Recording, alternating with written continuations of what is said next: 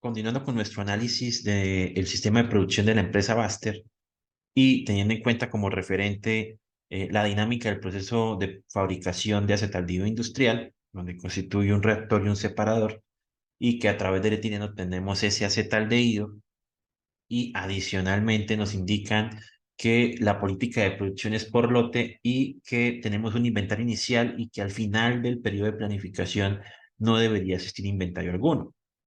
Entonces, vamos a considerar todos esos acápites o esos elementos clave de nuestro problema. Entonces, pueden ver acá que en la solución, pues vamos a tener unos elementos clave que van a conducirme desde el punto de vista lógico a ir construyendo algún tipo de relación matemática o analítica de la información de la empresa Baster junto con la especulación de algunos comportamientos de estabilización en cuanto a la producción, y de ahí pues esas relaciones me van a permitir construir o constituir un procedimiento analítico para tomar una decisión frente al caso.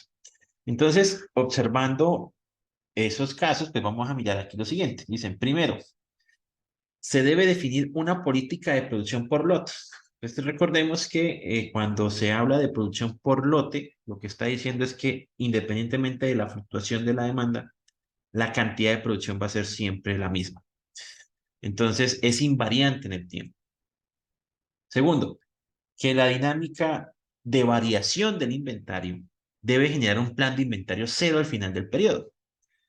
De tal forma, pues que la idea es no tener un inventario en exceso, que pues obviamente si no se vende sería un costo cesante, ¿sí? Un rubro que pues no lo puedo convertir o no lo puedo retornar por la compra, sino que se pierde por estar guardado en inventario. Entonces la idea es como que esa política trate de controlar los niveles de inventario para que no se vaya a generar que la inversión quede guardada en inventario, sino que haya un flujo continuo. Como tercer elemento, dice que el sistema de producción está constituido por dos procesos industriales. Si recordamos la gráfica previamente, los procesos industriales pues están en serie, ¿no? Primero pasa a un reactor donde hay una transformación química y finalmente pasará a un separador donde a través de algún tipo de dinámica se hace la separación física del aire con el acetaldehído industrial. Y por último, nos dicen que los reportes históricos de la dinámica del sistema de producción informan sobre pérdidas promedios. Es decir, no siempre entran 100 unidades y salen 100 unidades de un sistema. Entonces, hay unas pérdidas aparentes que pues ya a través de algún tipo de análisis metrológico, algún tipo de instrumentación, se hace medición de caudal, de flujo, de peso, de presión interna, bueno, y habrá algunas variables de relación dentro del reactor y el separador que al final me van a pues concluir si hay una pérdida pues significativa o una pérdida pues digamos despreciable en términos de cálculo y cumplimiento de los requerimientos de la demanda para el cliente. Entonces, esa información debe estar clara porque esto es la base para construir un modelo analítico en la planeación de la producción. Si yo no tengo claro estos elementos o no los distingo, pues voy a llegar a un momento en que cuando esté haciendo un modelo matemático me voy a enredar porque no sé qué consideraciones, que eso lo llamamos en términos de la optimización matemática, no sé qué restricciones van a contemplarse en la dinámica de ese sistema de producción. Entonces, con esa información vamos a mirar o vamos a desarrollar el primer paso. El primer paso lo voy a llamar como construcción de la función analítica de la cantidad de producción. Es decir, voy a tomar la ecuación característica de variación de inventario clásica, o sea, en forma lineal, porque hay otras transformaciones no lineales, y esa ecuación clásica lineal la tomo como referente para poder obtener una ecuación característica que me permita establecer finalmente que la cantidad de producción es invariante en el tiempo, es decir, un sistema de producción por lote. Entonces, observemos. Nomenclatura. Primero, voy a llamar a I sub T el inventario del producto final, en este caso, pues el acetaldehído industrial al final del periodo T. Vamos a llamar Q sub T la cantidad de producto final acetaldehído industrial que se obtiene en el periodo T. Y también tendremos un D mayúscula sub T que hace referencia a la demanda proyectada de ese producto final o acetaldehído en el periodo T. Entonces yo puedo relacionar el inventario, la cantidad y la demanda en un modelo de relación lineal. También puedo tener algunos modelos de relación no lineal. Ya depende de las tasas de consumo. Si usted recuerda mucho cálculo diferencial, para eso vimos ese concepto, habrán algunas tasas lineales que sean como las tangentes o las derivadas sencillas, pero también pueden haber tasas de cambio que no tengan un comportamiento lineal, es decir, que la tangente de esa curva no es una línea, sino que es otra curva. Entonces, habrán transformaciones no lineales. En este caso, para no tener ningún tipo de inconveniente, pues vamos a trabajarlo por un caso netamente lineal.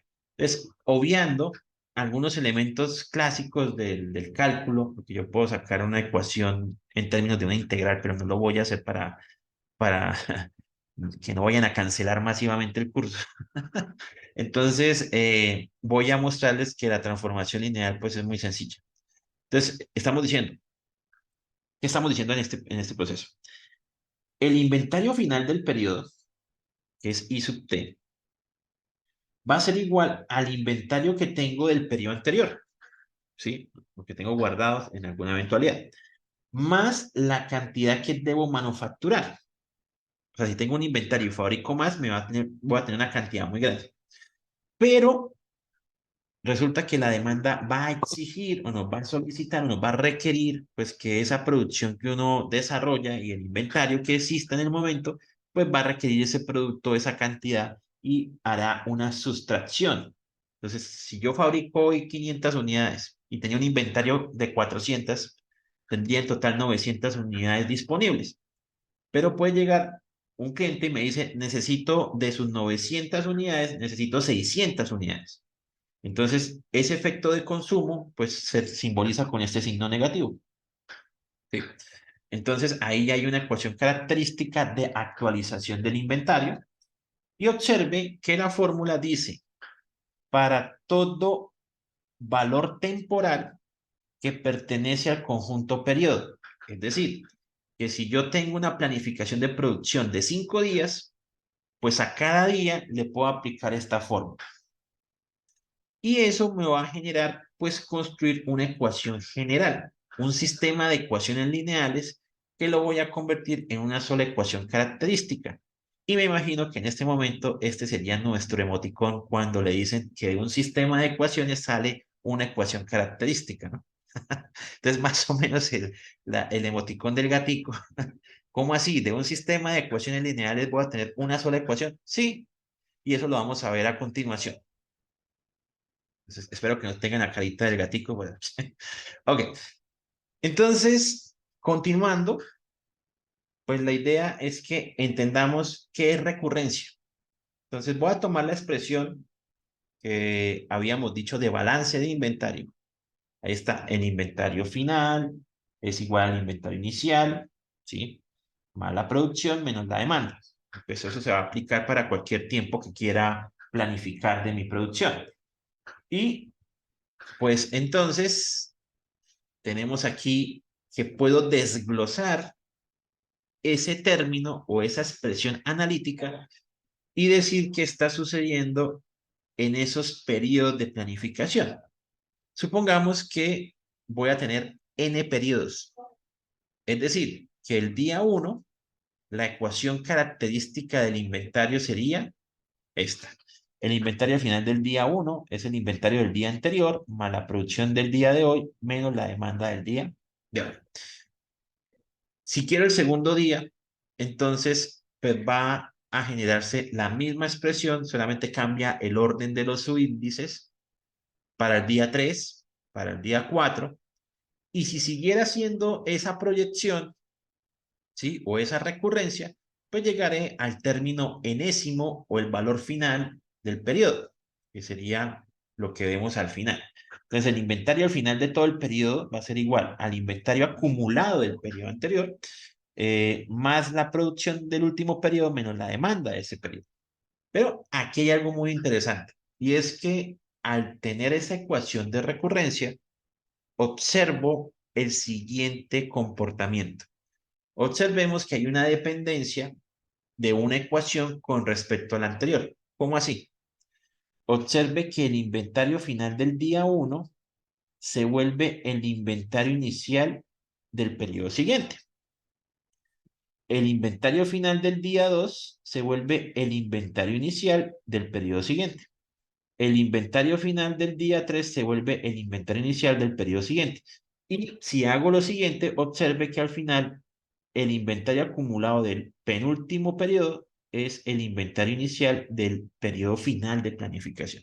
Entonces, esa recurrencia me genera que hay una dependencia de variables y yo puedo entonces hacer algún tipo de modelamiento matemático o hacer un reemplazo sucesivo de esas ecuaciones características y al final obtener una sola ecuación que representa toda la dinámica del sistema en cualquier periodo. Entonces, si hago los reemplazos sucesivos, voy a tener al final esta expresión. El inventario final del último periodo es igual al inventario inicial del periodo de planificación más la acumulación de las cantidades de fabricación que yo requiero, menos la cantidad acumulada de demanda que me van a pedir durante todo ese horizonte de planificación de producción. Entonces, esta ecuación característica la vamos a considerar para aplicar el primer supuesto que veíamos previamente, que decía o establece que la cantidad de producción debe ser invariante en el tiempo, es decir, que la cantidad de producción debería ser la misma independientemente que un día me pidan más o me pidan menos.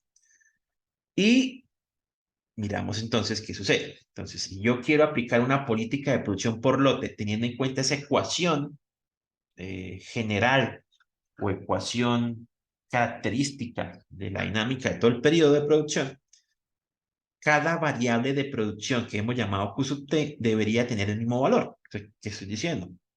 Que la cantidad del día 1 es la misma que la cantidad del día 2, que la cantidad del día 3, que la cantidad del día penúltimo de planificación y el día último. Y como todas son iguales, pues yo la voy a llamar de otra manera. La voy a llamar Q asterisco. Y este Q asterisco pues significa que es una cantidad de producción que es invariante en el tiempo, o sea, siempre va a ser la misma cantidad, ¿sí? Para poder satisfacer las demandas que se estén proyectando en el tiempo. Ya con esta información, pues vamos a hacer una manipulación algebraica de esta ecuación característica para encontrar nuestra ecuación general de cantidad de producción invariante en el tiempo.